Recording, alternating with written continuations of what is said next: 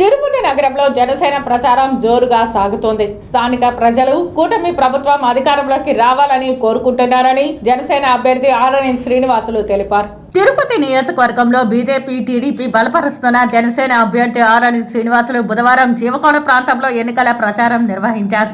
వైఎస్ఆర్ కాంగ్రెస్ పార్టీని వీడి చంద్రబాబు సమక్షంలో టీడీపీలో చేరిన అన్న రామచంద్రయ్య ఆధ్వర్యంలో సాగిన ఎన్నికల ప్రచారంలో భారీగా నాయకులు ప్రజలు పాల్గొన్నారు. వీరికి అడుగడుగున ప్రజలు ఘనంగా స్వాగతం పలికారు. ఈ సందర్భంగా ఆరణి శ్రీనివాసులు మాట్లాడుతూ రాష్ట్రంలో రాక్షస పాలన, తిరుపతిలో రాజారెడ్డి పాలన సాగుతోందని ధ్వజమెత్తారు. నక్సలిజంలో ఉండి నాస్తికుడిగా ఉన్న భూమన కరుణాకర్ రెడ్డి టీటీడీ చైర్మన్ గా ఉండే అర్హత లేదని మండిపడ్డారు. కేవలం దాచుకోవడానికే కరుణాకర్ రెడ్డి 2 పదవులు అనుభవిస్తున్నారని అన్నారు. నియంత పాలనతో తిరుపతి ప్రజలు విసిగిపోయి ఉన్నారని, అందుకే మార్పు కోసం చూస్తున్నారని పేర్కొన్నారు. అన్న రామచంద్ర ఇలాంటి బలమైన బీసీ నాయకుడు వైసీపీ పాలన నచ్చక టీడీపీలో చేరడం శుభపరిణామమని, తన గెలుపు కోసం ఆయన పనిచేయడం సంతోషంగా ఉందన్నారు.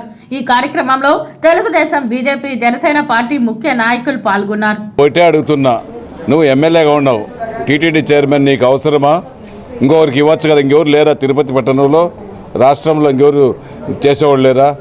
అసలు నీకు తిరుమల దేవస్థానంలో చైర్మన్గా ఉండే అర్హతే నీకు లేదు. నువ్వు ఒక నక్సలైట్స్లో నుంచి వచ్చినోడు, నువ్వు దీంట్లో ఉండేవాడు. నీకు దేవుడి దగ్గర పరిపాలన చూసే భాగ్యం నీకు ఎవరిచ్చారు అధికారం? ఒకసారి ప్రజలందరూ కూడా గమనిస్తున్నారు. ఖచ్చితంగా రాబోయే రోజుల్లో బుద్ధి చెప్పే విధంగా తిరుపతి ప్రజలు వచ్చేశారు.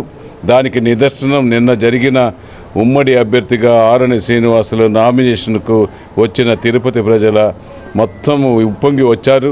వాది ఒకటే నిదర్శనం అనేసి కూడా ఈరోజు మీ కుటుంబానికి, మీ వైఎస్ఆర్ కాంగ్రెస్ పార్టీకి చెప్తున్నాను.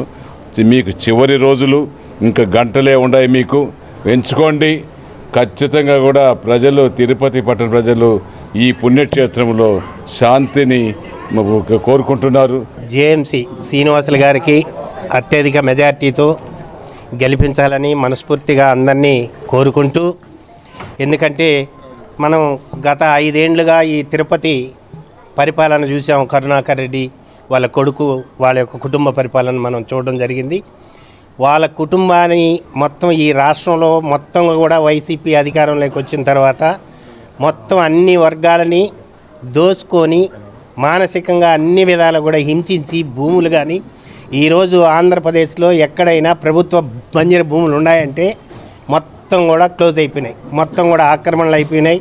మొత్తం ఏ నియోజకవర్గానికి ఆ నియోజకవర్గానికి పెత్తందారి పోకళ్లతో రాష్ట్రం అంతా కూడా దోసుకోవడం అనేటువంటిది జరిగింది.